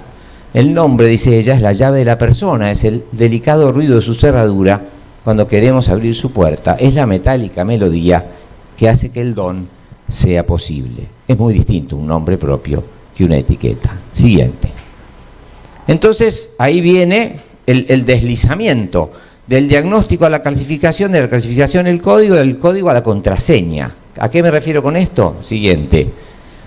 Tony Attwood es un experto, entre comillas, en Asperger en Estados Unidos. Le preguntan, ¿usted qué le parece a este chico? Dice, le ponemos esquizoidía, Asperger, autismo de alto rendimiento. ¿Cuál es la respuesta del tipo? Póngale el diagnóstico que le provee más servicios, ¿no? Es ahí donde pasamos del diagnóstico, que ahora voy a intentar transmitirles qué es lo que pienso del diagnóstico, a la contraseña para entrar y obtener servicios. Avanti. No mecanizar, sino metaforizar. Sonamos. Bueno, se corrió. Esto tiene que ver con la primera noticia de un diario que dice que se está haciendo un proyecto para intentar trazar el mapa más detallado jamás logrado del cerebro. en un diario, La Nación, del 2013, pero anteayer puede haber salido otra, y la frase de Peter Pan que dice, no sé si habrás visto el mapa de una mente, a veces los médicos dibujan mapas de otras partes de ti, pero no es tan fácil trazar el mapa de la mente de un niño, que no solo es confusa, sino que gira sin cesar. Avanti. Esto yo pensé que era una broma, pero no es una broma. Es un aviso. El doctor Vaca Flores te pone en fila los patos. No problem. Y además, al pato negro es una manera muy interesante de terapia. Sigamos. Al rojo hay que tener cuidado. Al negro. Y bueno, claro, está bien. Tienes razón. La biología siempre es planteada como la dimensión fundante, como una pirámide invertida, en donde si la damos vuelta y la paramos sobre la punta de la pirámide, abajo está los genes y arriba todo lo demás sosteniéndose así como en un raro equilibrio. La biología humana en realidad es hija de la historia. Si no fuera por la transgresión del mandato genético, contingencia, azar, que posibilitó la epigenética, esto quiere decir que, veloz, dos mellizos gemelos univitelinos reciben distinto trato, seguro. Uno es el preferido, uno es más simpático. Las marcas genéticas que tienen, no la estructura genética, sino las marcas. Se puede detectar lo que se llama marcas genéticas. Cuando son recién nacidos coinciden un 99%. Con los años, la medición, entre comillas, de esas marcas genéticas va decayendo a menos del 80%. Quiere decir que dos chicos que tienen los mismos genes y supuestamente el mismo cerebro van a desarrollar, porque un gen genera enzimas y la enzima genera síntesis de proteínas, que en ese cerebro se generen distintos neurotransmisores, aunque los dos sean, entre comillas, idénticos al nacer. Esta contingencia del trato hace que los chicos sean distintos y que la biología no sea la determinante en este caso. ¿En qué gen está el lenguaje? Cuando él hablaba de desarrollo, no podemos pensar a los humanos como seres de desarrollo en el sentido neurológico del término, porque si no, tendríamos que pensar que el lenguaje tendría que estar en algún gen y de ahí desarrollarse, como quien riega una planta, un poroto y sale el lenguaje, el chico lo regas y sale hablando. No ocurre así. ¿Por qué? Porque el lenguaje está fuera. El lenguaje no se desarrolla, se apropia. Por eso no hay que pensarnos en términos de desarrollo, sino de devenir. En ese devenir están los otros. Es diferente entonces pensar en términos de dificultades de desarrollo que en términos de interferencias en la apropiación, que tiene que ver con el devenir. Con lo cual interviene una complejidad humana mayor que la biológica solamente. Avanti. Ahora, Freud escribió un artículo que se llamaba ¿Pueden los legos ejercer el psicoanálisis? Preocupado en ese momento por si los médicos eran los exclusivos detentadores del psicoanálisis, podía haber otra gente. Pero a la luz de lo que estamos hablando, de lo que decía Viviana de la deshumanización y lo que también tocaba Jaime, sigamos, es para pensar, esto que está acá, no voy a decir de quién es, pero es una publicidad de un curso de psicoanálisis en el exterior. Es llamativo, ¿no? Sigamos. En Máquinas como yo, Ian McEwan nos presenta a Adam, que es un androide que se da cuenta de que no sabe jugar. El ajedrez, dice él, es un juego con una información perfecta, la vida, pero la vida en la que ponemos en práctica nuestra inteligencia es un sistema abierto, desorganizado, lleno de trucos, amagues, ambigüedades, falsos amigos, y sin embargo, dice, los niños entienden el juego. Sus procesos de aprendizaje son superiores a los míos, dice él. Me encantaría que un niño me enseñe a jugar. Sí, ¿se acuerdan de Inteligencia Artificial, la película? Hay una escena en donde el nene, el androide, celoso de su hermano real, empieza a comer. No puede comer. Un androide no come y se descompone, se destroza. ¿Qué sería entonces diagnosticar? Hamlet, en realidad es Polonio el que dice de Hamlet, que lo ve haciéndose el loco para tratar de descubrir quién mató al padre, y dice, "It's madness, but there's a method on it." Es locura, pero hay un método en ella. En cada situación loca hay un método, hay una lógica para comprender lo ilógico. Podríamos pensar la práctica del diagnóstico como la práctica de inteligir. Inteligir deriva de interlegere, de donde deriva la palabra inteligencia. Inteligir inteligentemente entre líneas, porque interlegere también quiere decir leer entre líneas. Leer entre líneas la lógica ilógica y nunca evidente de una situación sufriente. Lo que quiero decir con esto es que describir, entrar en una lógica descriptiva, no es inteligente. Es meramente descriptivo. La inteligencia radica en ir más allá, tipo El Principito. Lo esencial es invisible a los ojos. Adelante. ¿Qué es lo que le pasaba a Kanner cuando empezó?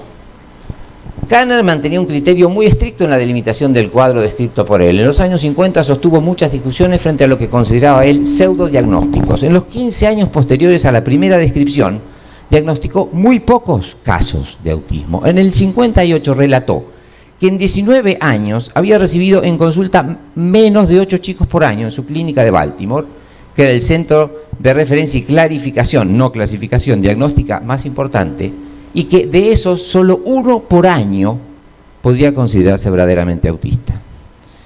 La heterogeneidad que resulta hoy del diagnóstico depende primero que es aplicado con una extrema variabilidad que aloja el espectro. Además, específicamente a la inclusión en el TEA de lo que Susan Folstein llama non-Kanner autism, el autismo no kaneriano. Ahí se incluyen chicos con síntomas diversos, además del repliegue autista, con rasgos corporales dimórficos, con cociente intelectual bajo e incluso con etiologías específicas, por ejemplo, fragilidad del cromosoma X. Y todo lo que se alberga bajo ese paraguas horrible, espantoso, que se llamó trastorno generalizado del desarrollo no especificado. Ahí era la bolsa azul de gatos. Sigamos. Acá habla sobre que el criterio de Kanner, el primero, era que los chicos con autismo tuvieron una innata dificultad para entender la naturaleza de la interacción humana, que los chicos no podían tolerar cambios de ningún tipo en su medio físico ni en ellos mismos. Y notaba, dice ella, que Kanner requería que los chicos con autismo parezcan inteligentes y alertas, y que Kanner excluía a los chicos del diagnóstico de autismo que tuvieran dismorfias físicas o muy bajo cociente intelectual, argumentando que la mayor causa del incremento de la prevalencia del autismo actualmente es la inclusión de chicos con retrasos madurativos, con disabilidades intelectuales dentro del espectro. Sigamos. ¿Qué entonces no es autismo? Primero, pongo en discusión que el síndrome de Asperger siempre deba incluirse dentro del espectro autista, dentro del autismo. El espectro, por supuesto, que lo incluye, y no soy yo el que lo dice, ahora lo vamos a desarrollar. Dificultades, 2, en la apropiación del lenguaje. 3, psicosis infantil, desaparecida del DSM. 4, retrasos madurativos o intelectuales. 5, síndromes genéticos con síntomas de autismo. 6, estados autísticos transitorios. Sigamos. Primero, no siempre deberíamos incluir al síndrome de Asperger dentro del autismo. Muchas veces es efecto de descompensaciones y reestructuraciones, más en la línea de la psicosis. Otras veces se ubica allí a chicos y adolescentes con dificultades leves a quienes se aspergeriza. Yo tengo varios chicos tímidos con algunas dificultades que por supuesto me llegaron como síndrome de Asperger, que no, nada que ver. Siguiente. Allen Frances dice, como director del equipo de trabajo de CM4, soy culpable de no haber previsto la avalancha del diagnóstico de síndrome de Asperger por haberlo incluido en el TEA. Habría sido adecuado predecir con antelación los cambios en los índices diagnósticos y explicar sus causas. Es mucho más fácil crear una moda que acabar con ella. Sigamos. Lo que no es autismo 2, dificultades en la apropiación del lenguaje. Son múltiples, bueno, hemos desarrollado esto acá. El aislamiento, distanciamiento, todo eso llevó a una fragilización en la apropiación de la lengua, que se interfiera, que se fragilice. Y se englobó en el TEA a muchos chicos que no presentaban síntomas de autismo, claves como el aislamiento, el repliegue, la fijeza, los rituales, las estereotipas, la imaginación empobrecida. Un año y medio no habla, póngale el diagnóstico que le provea más servicios, ¿no? Siguiente. Psicosis infantil, síntomas desorganizativos. En los autismos, podríamos decir, desde la lógica que yo lo planteo, que no hay una representación de sí como viviente. Podríamos pensarlo como un páramo fantasmático. Los chicos autistas usan a los otros como objetos, porque no les dan subjetividad. Ellos tampoco se viven como vivientes. En la psicosis, en cambio, donde lo que no hay es una representación viviente de sí discriminada del otro, y hay terror en las separaciones. Y hay un desborde fantasmático, no el páramo del autismo. Siguiente. El DSM borró la psicosis de la infancia. Siguiente. Este es la preocupación por le ponen sombras grandes a las cosas pequeñas. Esto es un hermoso dibujo. Siguiente.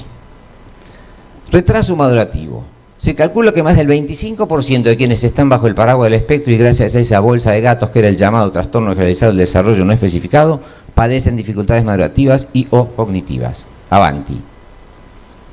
Lo que no es autismo son los cuadros genéticos, síndrome de Alzheimer, la esclerosis tuberosa, fragilidad del cromosoma X y otros. O sea, tienen síntomas de autismo, pero esos síntomas obedecen a una falla genética, a una dificultad claramente establecida, no a que son autistas. Siguiente. Lo que no es autismo son los estados autistas. Pueden implicar una condición de transitoriedad. En determinadas circunstancias, los pibes se refugian, se repliegan y dependiendo de cómo se los acompañe o aloje, esta podría ser una situación pasajera o fijarse estructuralmente. Esta es una diapositiva de Gisela. Siguiente.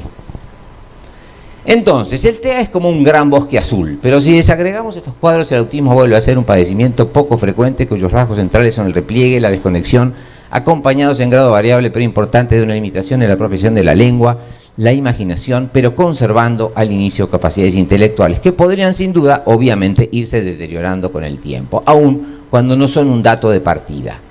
Claro que hay chicos que padecen de síntomas de autismo, a veces transitoria o a veces prolongadamente.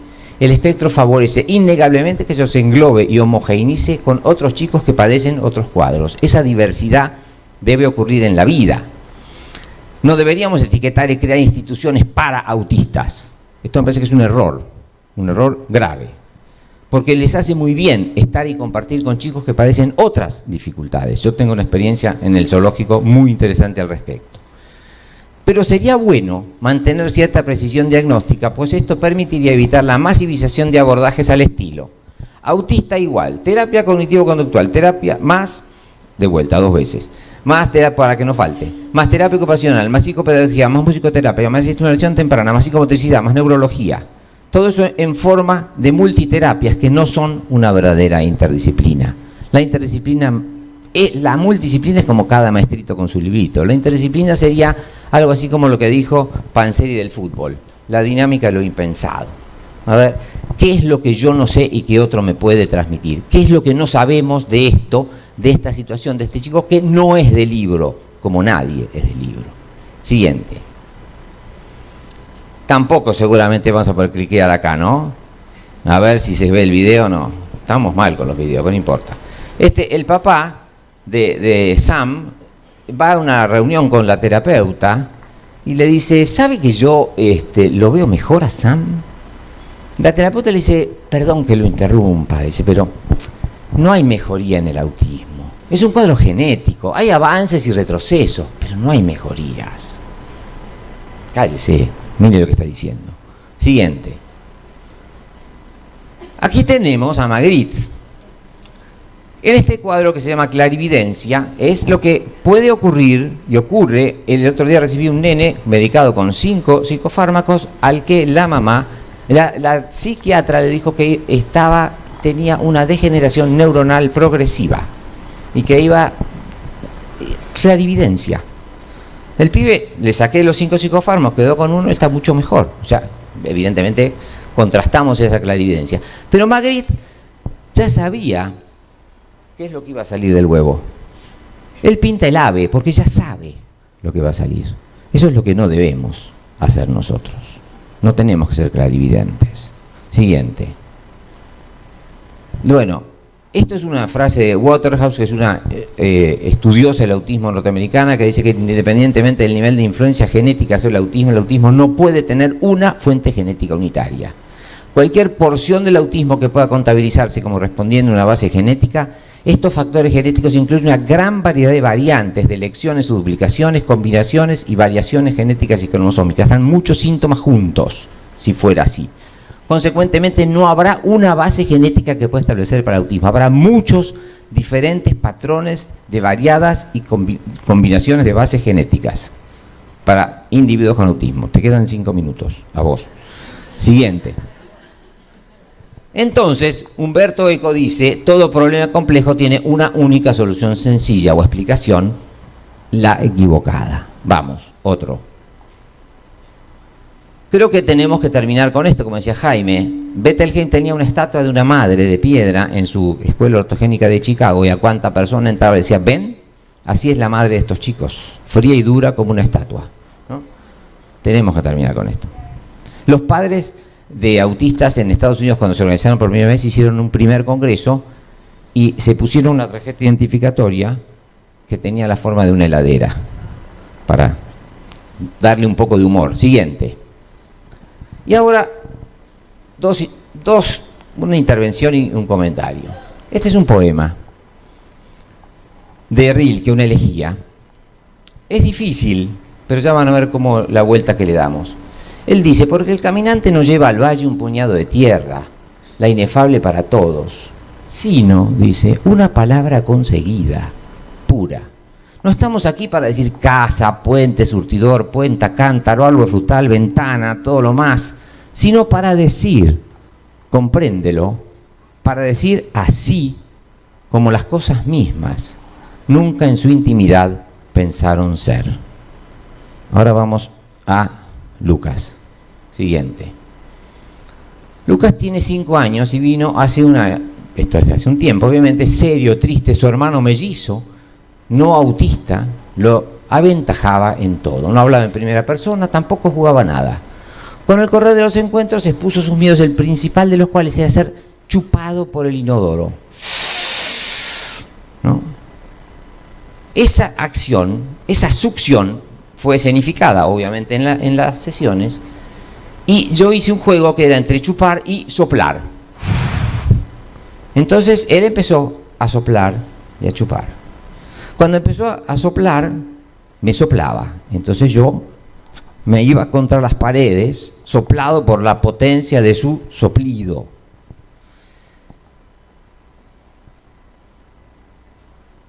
De esa manera yo pasaba a ser una suerte de hojita al viento. ¿Y qué me cuenta la mamá? Me cuenta que al salir del jardín, él salía así, 5 años, tratando de que no se le caiga nada, que no se le vuelen los papeles, digamos. Entonces llega un día a una esquina, van caminando, llegan a la esquina, cambia el semáforo, la mamá arranca, el tipo no se mueve. Se planta. Entonces le dice, lo mira la mamá, él la mira y le dice, Lucas es mío, ¿no? Mío es esa palabra conseguida, ¿sí? Esa, como dice la poesía, que refleja lo que en su intimidad Lucas nunca había pensado ser. No había pensado que él era de él, que él era suyo y no de otro. Bueno, me despido con un diálogo, pasar a la siguiente, de una novela que se llama La comprensión general del mundo. Es un diálogo entre una maestra y Benítez, que es su alumno. La maestra es la maestra de letras, pero además se ha puesto a coordinar y a entrenar al equipo de fútbol de 3er año, desesperados por ganar el campeonato y ganarle a 5º.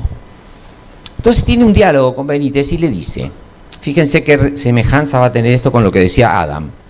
A lo que voy, Benítez, dice que los juegos para mí están para eso, para simplificarnos la vida, hasta un punto que nos sintamos capaces de entenderla, de manejarla, de asirla de algún modo. El pibe dice, asirla, entiende. Agarrarla, Benítez, agarrar la vida sin que se desborde por todos lados, sin que se te derrame.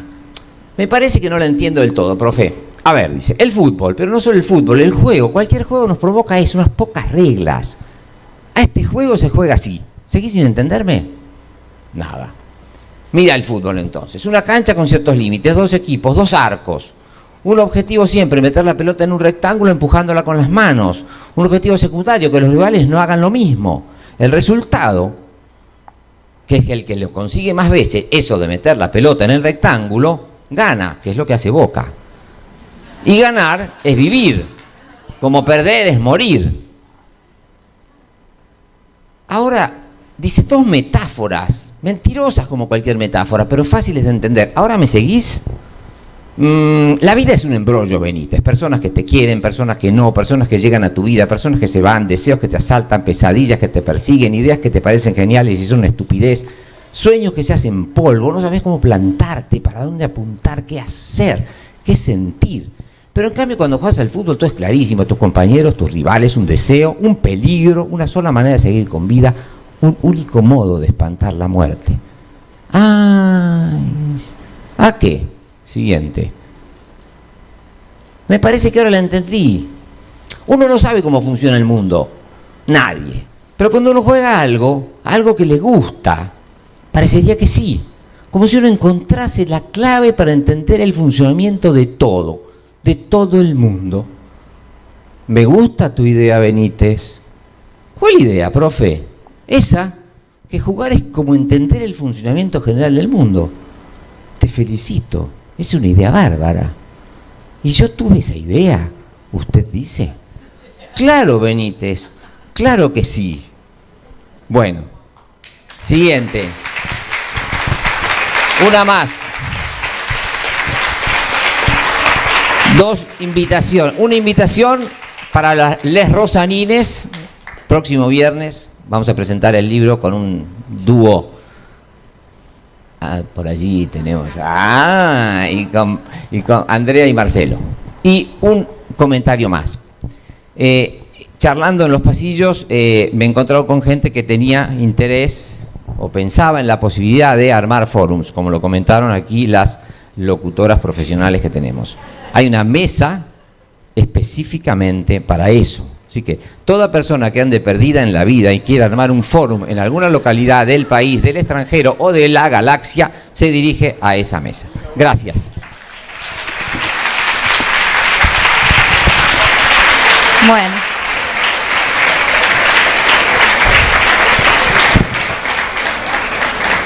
Muchas gracias a los 3. Tenemos preguntas. Habemos preguntas. Sí, están acá. Bueno,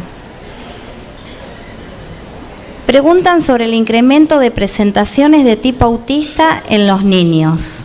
¿Se puede pensar como efecto de una nueva actual producción de subjetividad o estamos ante cambios en la constitución subjetiva? De Silvia Bleichmar. Yo me lo estoy preguntando con relación a los efectos de las pantallas. Si querés, arranco yo.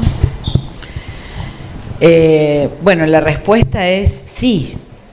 Hay un cambio de la subjetividad, como cada época tiene su producción de subjetividad propia y también tiene sus patologías, así como en el siglo XIX había histerias conversivas. Las histerias no han desaparecido, pero sí el modo de presentación, y eso tiene que ver con la época en donde esto se producía, en esta época en donde imperan las pantallas, porque la pregunta también tiene que ver con las pantallas. Evidentemente, yo voy a decir solamente esto, ¿no? Cuando un niño nace y busca la mirada de su otro primordial, de su mamá, de su papá, y esa mirada no se dirige hacia sus propios ojos, sino que está dirigida a una pantalla, no digo más nada. Hola. Este sí anda. Sigo yo que me anda el micrófono. A mí me... Claro, va a acoplar parte. Digo, yo te lo paso, ¿vale? Para mí es sobre diagnóstico de autismo, sinceramente, digamos. Tenemos que, digamos, tejer distinciones diagnósticas desde el punto de vista clínico y no taxonómico, no sintomático, digamos. Sí, yo he trabajado mucho en mi primer libro una distinción entre autismo y esquizofrenia infantil que a mí me parece clave, digamos, porque, digamos, autistizar la psicosis es un serio problema. Esta bolsa de gato, no sé por qué azul dijiste, pero bueno, una bolsa de gatos azul. Ah, qué boludo. Bueno, ahí va. Esta bolsa de gatos azul del TEA, me parece que bueno, nosotros tenemos que poder establecer algunos criterios de diagnóstico diferencial, insisto, con criterio clínico, digamos. La cuestión de, por ejemplo, si un chico habla o no habla, es una distinción muy importante desde el punto de vista clínico, desde el punto de vista de su posición subjetiva. El modo de tratamiento de los objetos es otro de los ejes que yo propongo, digamos, no es lo mismo, digamos, el tratamiento autosensible, como decía Tastin, que la posibilidad de jugar, bueno, etcétera. Digo para distinguir. Para mí por eso hay un sobrediagnóstico. O sea, más autismo no, la verdad que no lo sé. Sería un poco apresurado y poco serio de mi parte decirlo. Y si tiene que ver con las condiciones de vida de la cultura actual, tampoco. Lo que sí sé es que hace unos años me invitaron acá en la ciudad de Colón, en provincia de Buenos Aires, a una charla también sobre autismo. Y había una chica que se llamaba Aurora, me acuerdo, una chica de Buenos Aires que estaba en el panel. Una chica que era salteña, que vivía en Buenos Aires, que estaba en un, me pareció impresionante lo que planteó, en un espacio de investigación, y había ido a investigar modos de crianza en los niños wichi en Salta, digamos, su provincia natal. Era impresionante porque la chica estuvo hablando de esto que era fascinante, era una chica de clara raíz winnicottiana. Yo digo, ¿por qué está hablando de esto? Una cosa de autismo. Y terminó diciendo, el punto, digamos, después de trabajar todo el modelo de crianza wichi, es que en la cultura wichi no hay autismo.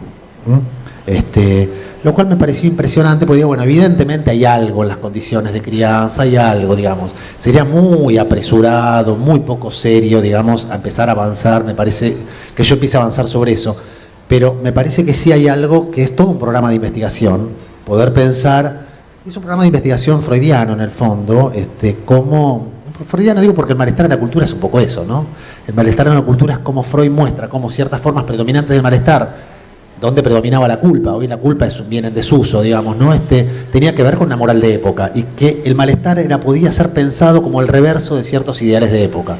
Más allá del universalismo de ese texto freudiano se puede hacer otra lectura. A mí me parece que ese es un proyecto de investigación interesante. Leer el malestar en la cultura, digo, poder leer el reverso sufriente, ¿sí?, de los ideales, de los modos de las significaciones culturales contemporáneas. Me parece interesante y yo creo que nos podemos llevar una sorpresita con el tema del autismo, pero me parece que yo no avanzaría demasiado por ahí ahora, digamos, por lo menos. Anda. Yo solo pensaría en la cantidad de chicos que hablan en neutro, ¿no? Hablan como si el otro que le hubiera facilitado la apropiación del lenguaje fuera una especie de programa de televisión, El Chavo, qué sé yo, hablan en neutro. Entonces me parece que ahí hay algo en donde, planteando el tema de ciertas formas de desubjetivación que hay en los vínculos y en el encuentro, digamos, que facilite una apropiación del lenguaje que siempre, para que no sea autístico, tiene que estar encarnado. Tiene que haber una vinculación con encarnadura, ternura, imaginación, significación, digamos, y eso lleva a un juego de lenguaje con un bebé, con un chiquito. Obviamente que eso no pasa con chiquitos que están expuestos a las pantallas. Ahora, yo digo, cuando hicimos hace algunos años, en 2019, un encuentro del Fórum que se llamó Jugar sin pantallas, y poco tiempo después se explotó la pandemia y nos quedamos como diciendo, ¿no? ¿Qué hacemos ahora? Y sí, pero es que en ese momento yo decía que el problema no eran las pantallas, el problema es la donación de tiempo. Hay una anécdota, y con esto, una película de Marcello Mastroianni que se llama Samo tutti bene.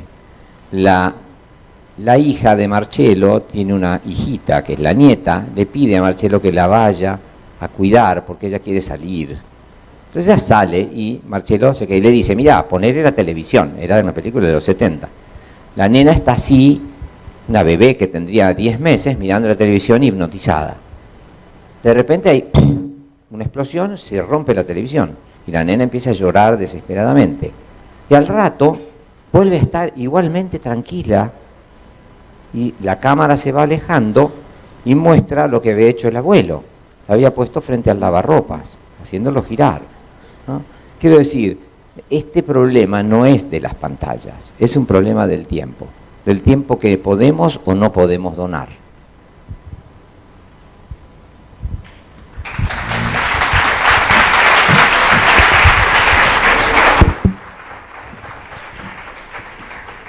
Bueno, damos por concluida la mesa.